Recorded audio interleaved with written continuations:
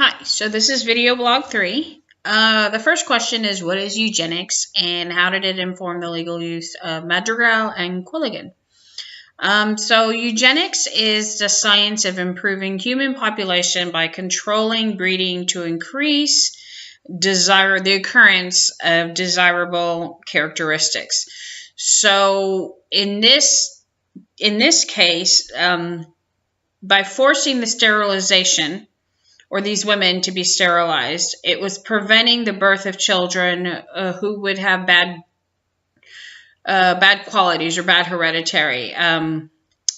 They're saying basically if they're keeping them from being born, these kids who probably would not be normally cared for properly by their parents, or these kids probably would have been a burden to the state. So they, by not having them born or having these women sterilized, it would release this burden from the state. So they would be able to selectively choose who can and cannot be born. And these children, being of Mexican-American descent or Mexican descent, would be burdensome.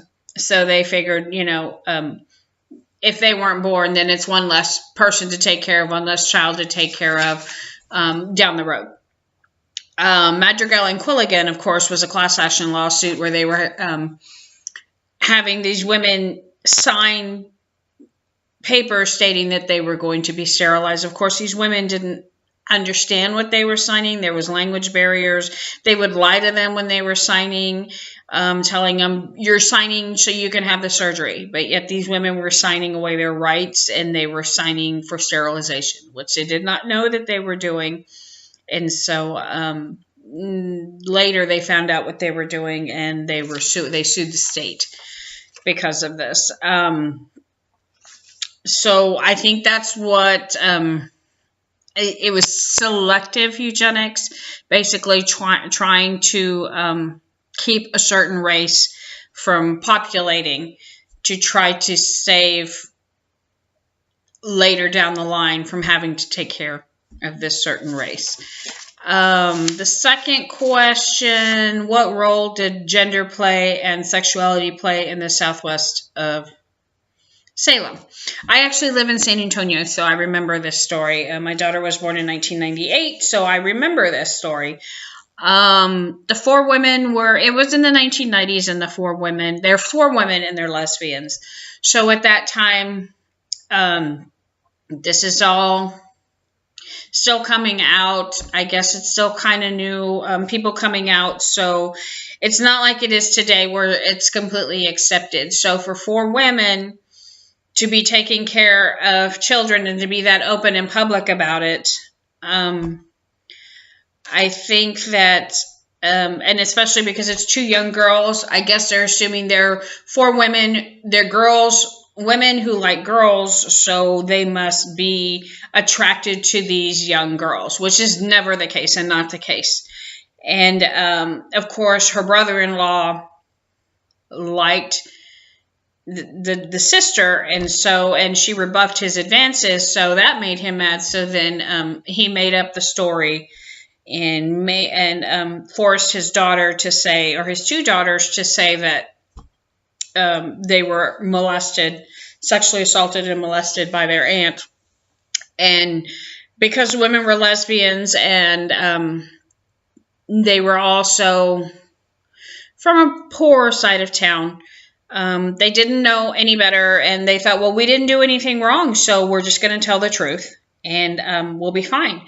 Not knowing that they should have had an attorney present with them, and it actually dug their hole deeper for them, and they wound up going to prison.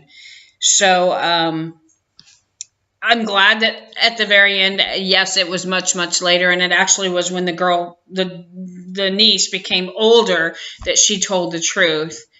But I think the gender and the sexualities, because they were women, I don't know if it'd be the same if it was men, but it's because the whole thought idea, the whole process of well, they're women and they were young girls, and they're women who like women, so they must also like young girls, and that's not the right thought process. So I think that's where that came into play. Like I said, I live in San Antonio. I remember this, and it's just until recently, a couple years ago, where these women were exonerated and when they were freed. So I do remember this, and it's a popular story in San Antonio, and it's something that, I mean, everybody knows about it here in San Antonio. It is something that's still prevalent, and everybody knows about the story here. Why most states are against teaching ethnic studies in public schools.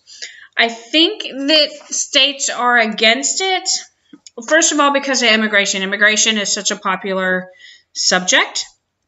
And I think they want to teach United States history. And I think if you bring ethnic studies in, it kind of introduces the idea that there's other cultures, other things that we can introduce into our history. And I think that makes it seem that it's not, it makes, Gracie, it makes it seem that it's not the United States. Even though we do bring others in, I think that it just makes it seem that it's not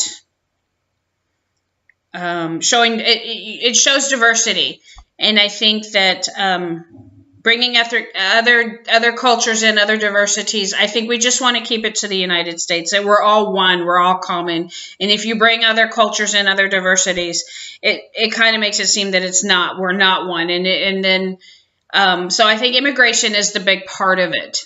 And immigration is such a hot button right now, and there's rules and there's regulations, and everybody should come in, and there's a line and there's rules to come in. So if you bring that in, then it maybe makes it think that it's okay for people to come in without the rules and the regulations. So that's my story. I'm sorry you heard my dog bark. I tried to do this quickly without her barking.